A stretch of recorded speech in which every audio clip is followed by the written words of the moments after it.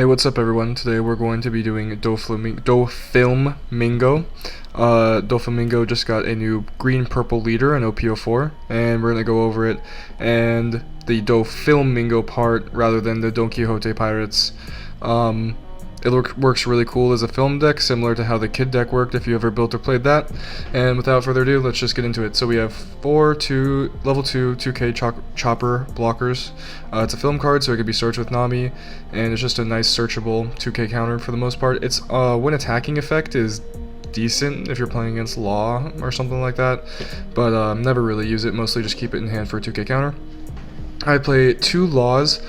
This is because it makes Nami a little bit easier to come out, and it makes it easier to use her effects, so it just makes your early game a bit more strong, which this deck can lack in a little bit, especially if you don't find Nami early.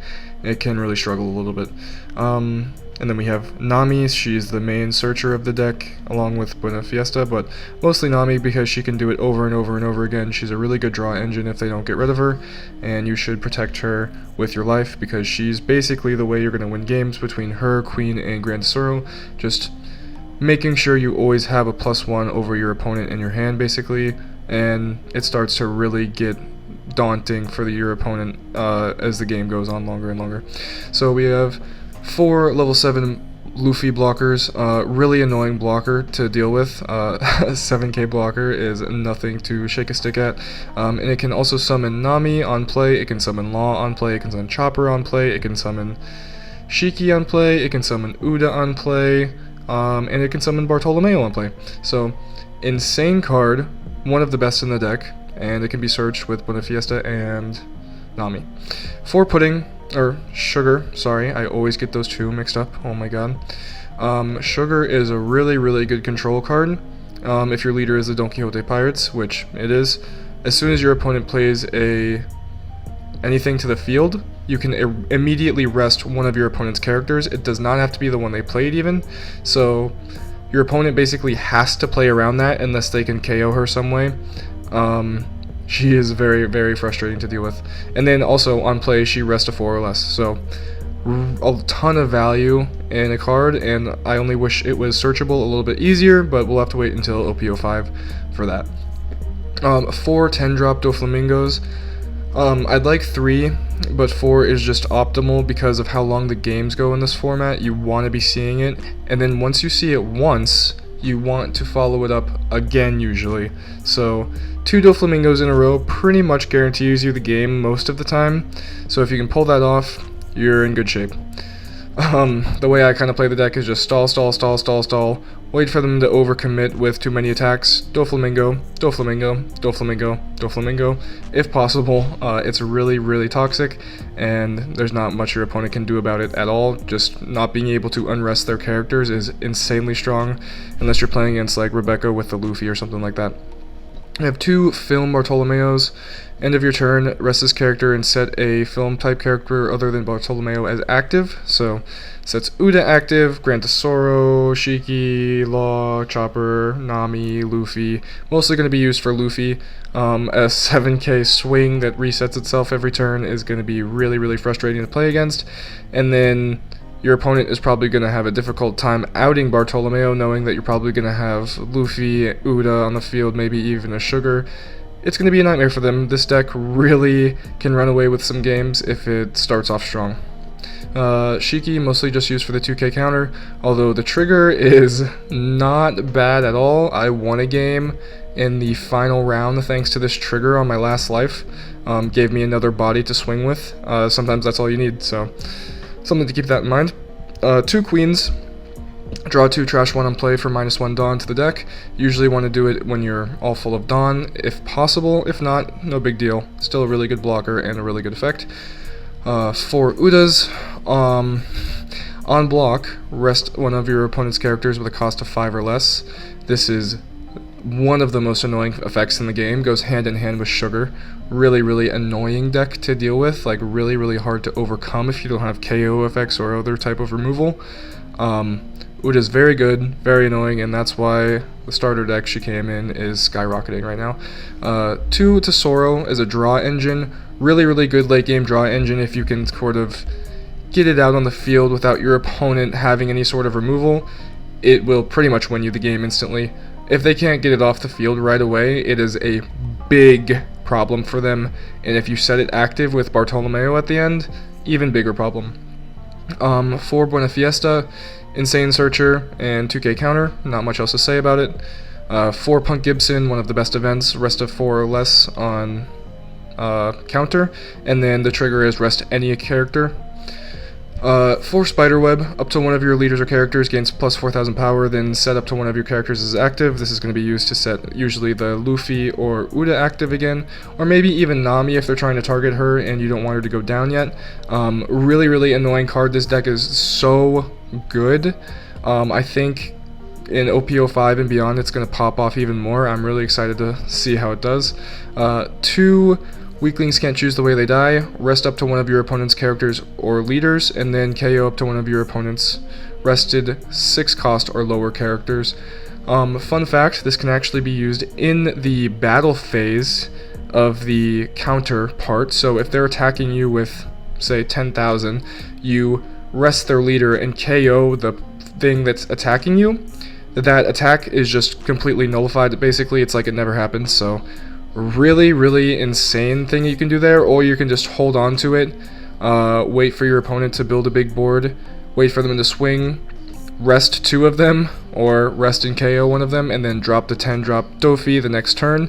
That's how I like to use it. I like to use it and then chain into the Dofi right after. It makes it really good. So anyways, that's a lot of talking about the deck. Okay, let's get into the gameplay here. I do have choice of first or second. I'm going to choose to go second. That way if I draw Nami, I can play her for 3 and then use the effect for 4 to search on my second turn.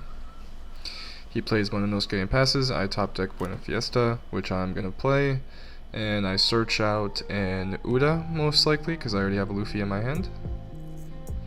Return the rest and pass back to my opponent.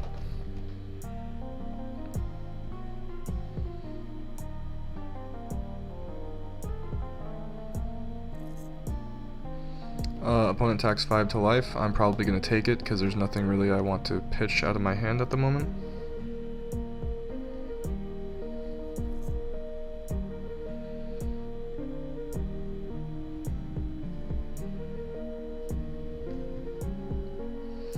Opponent goes with Okiku, which rests to 5 or less when attacking, I believe. And I'm just going to go ahead and play Nami and pay for the cost. Now, I attack with Dofi here, but it dawns on me I could definitely just attack with Buena Fiesta, seeing as they're both 0, and he would have to use a 1k counter to get out of it. So, a little bit of a wasted attack with my leader there, but, you know, you live and you learn.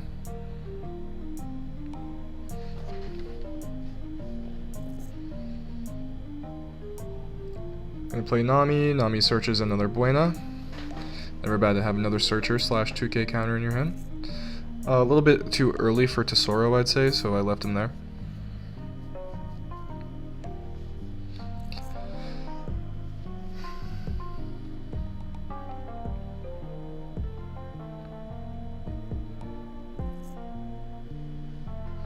Opponent goes ahead and plays Izo to rest Nami. Definitely going to protect her if I can. Nami's pretty useful. Gonna go with a 1k counter and Queen, I believe.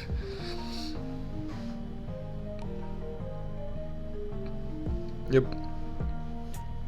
Pitch the Queen because it's the least valuable thing in my hand. Still a pretty valuable card, but definitely the least valuable. And now I'm going to pitch a Buena and a Uda. Not sure why I didn't just Punk Gibson and rest the Izo there. I think that would have been better rather than wasting a searcher and another card out of my hand. So, you know, I always look back and see the misplays when I'm giving commentary. At least it makes me better. Hopefully, eventually. We'll find out.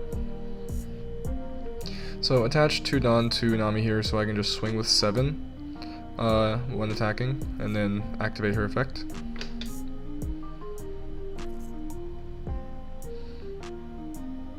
I actually decided to go ahead and swing with 8 into Okiku because that's kind of a problem card for me at the moment, and I am more than happy to get rid of it as fast as possible. I'm going to swing into life for 5 and then probably pass, seeing as I have 2 events up and I could make use of both of them.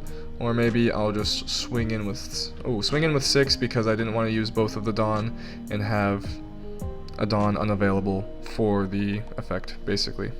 Because if a Dawn is underneath a character, it does not get unrested by Dofi's leader effect.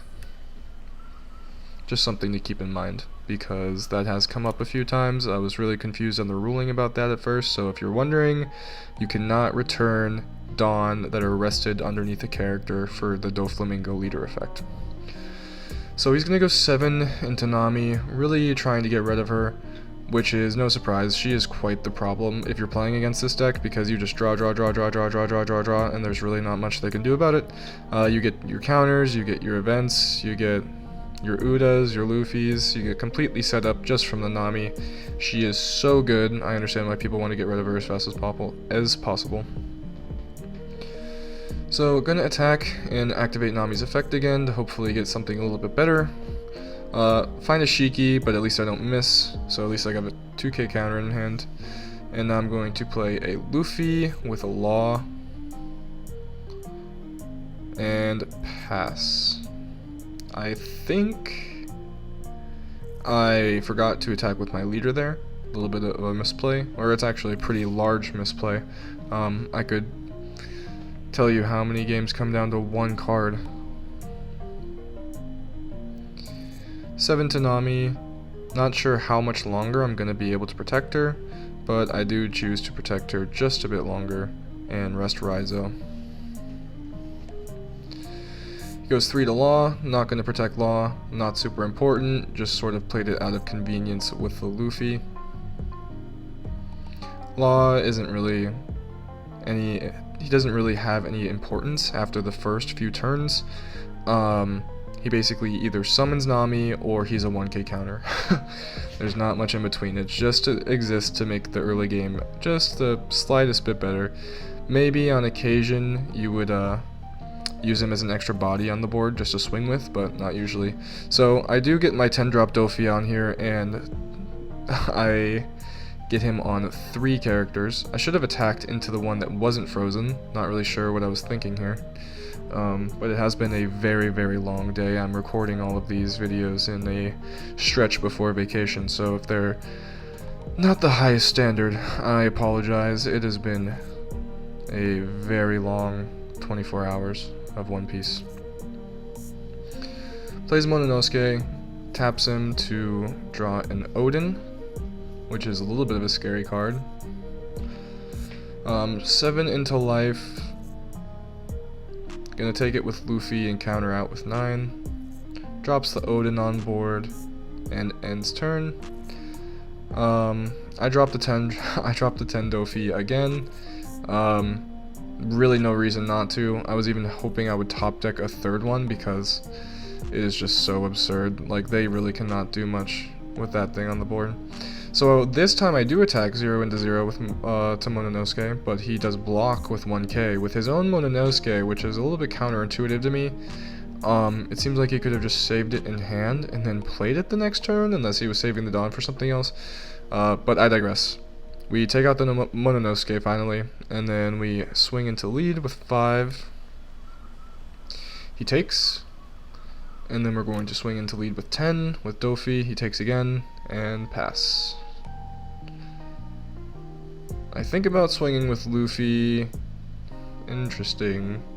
Yeah, I don't think you should, friend. Alright. Passed me. It did not end up making a bad decision, which is great. You never know if another green deck is playing 10-drop Dofi. Imagine this Kinemon just fucking pulls it out of nowhere and instantly makes me lose the game because of it. That'd be insane, to be honest.